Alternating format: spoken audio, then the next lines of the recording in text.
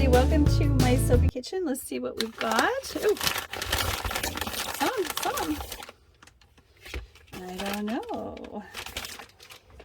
Surprised that made it to me without getting. Hopefully somebody in my house opened it up and went, I don't know, mommy crazy. That doesn't look very exciting. Let's see. Oh, I'm excited about this. I was hoping I think I have some bigger ones coming too. But instead of using my plastic cups from time to time, when I've got very, very small amounts, I'm going to be using these watch glasses.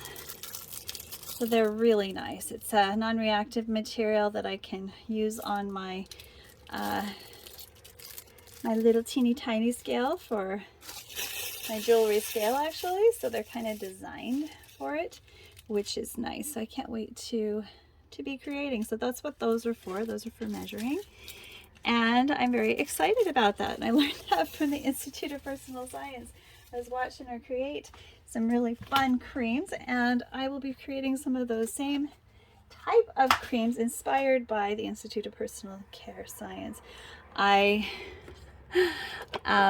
also am subscribed to a lot of their